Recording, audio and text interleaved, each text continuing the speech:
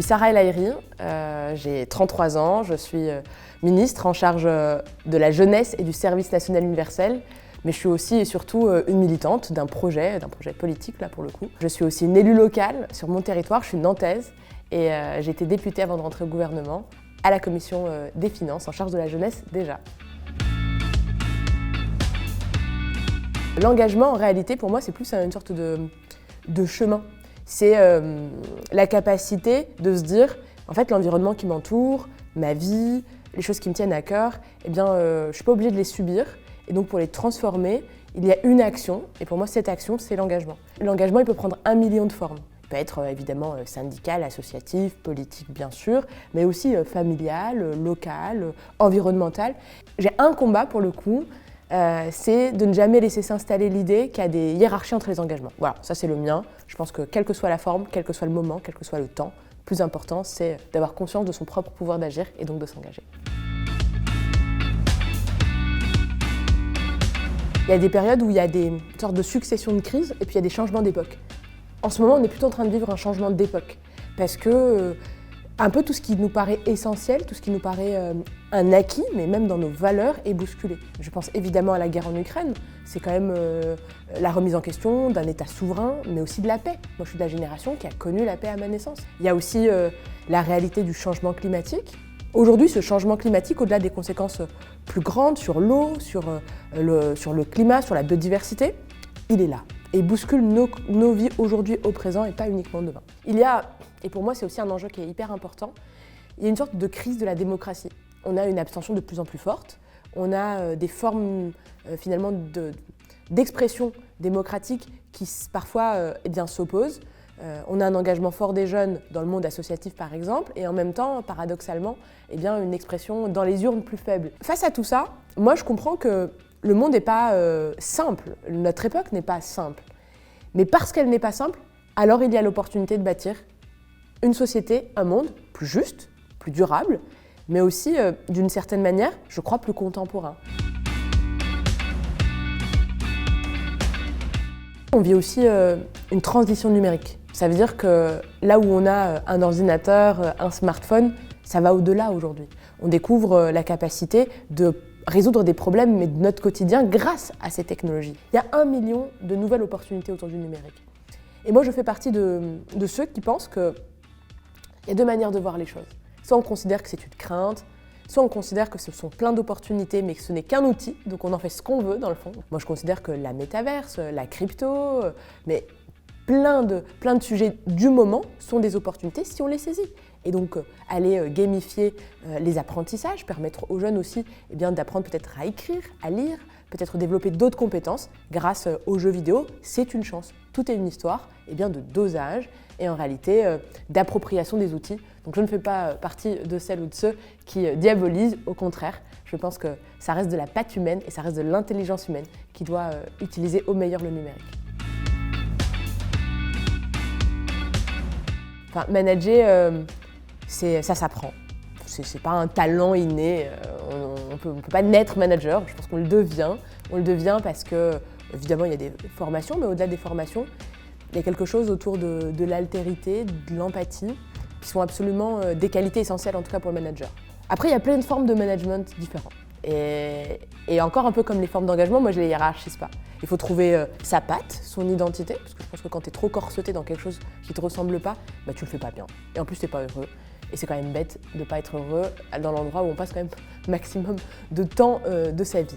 Par contre, l'envie d'avoir envie, ça me questionne sur un point qui est quand même important. On est dans un moment où on a beaucoup de tensions sur le marché du travail et donc on est tous hyper concentrés sur la capacité à être attractif pour recruter.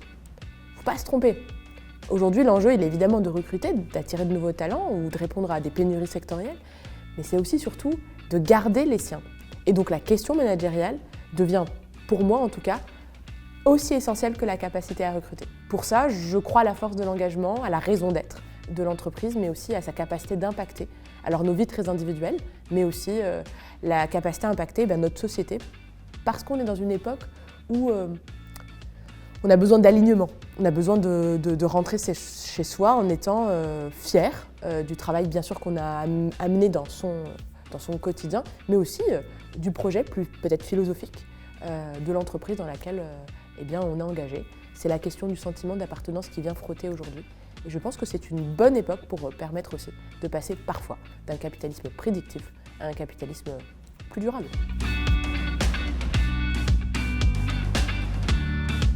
Moi, j'ai beaucoup entendu ces derniers mois, c'est la grande démission, nos jeunes souhaitent, un droit à la paresse, ou finalement ont plus envie de travailler, c'est à cause du Covid. Mais alors moi, je m'inscris en faux sur toutes ces conneries, parce que fondamentalement, c'est ça.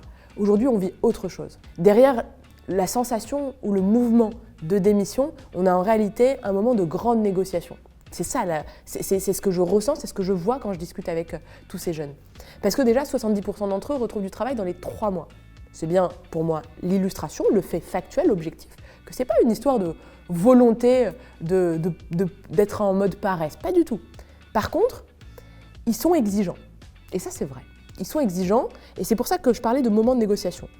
Une rémunération plus forte, plus juste, un partage, en tout cas la question du partage de la richesse à l'intérieur de l'entreprise se pose, et se pose de manière plus éruptive en ce moment, c'est vrai.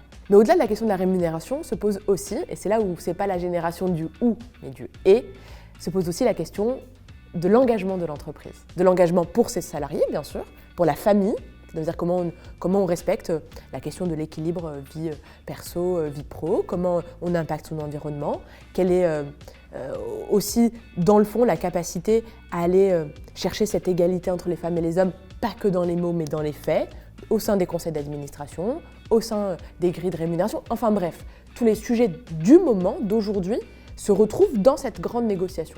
Donc je n'aime pas l'idée de dire on a une génération qui regarde à côté de l'entreprise. Pas du tout, au contraire. Par contre, elle est plus exigeante et donc elle demande, même dans les lignes de production, une transformation plus en profondeur, au-delà de la capacité à compenser en réalité l'impact carbone. La question c'est, qu'est-ce qu'on fait aujourd'hui, compte tenu de l'état déjà avancé, pour être aussi des acteurs et finalement des engagés. Les jeunes aujourd'hui, ils ont cette capacité, si on les intègre bien au sein de l'entreprise, d'être des accélérateurs de transformation pour les plus aînés, les plus seniors, mais aussi dans un temps d'apprentissage, parce qu'on a aujourd'hui 3, 4 générations au sein de l'entreprise, mais avec des époques qui vont plus vite. Et si on arrive à penser ce lien entre les générations au sein de l'entreprise, je crois qu'on augmente notre performance et on augmente de fait notre productivité.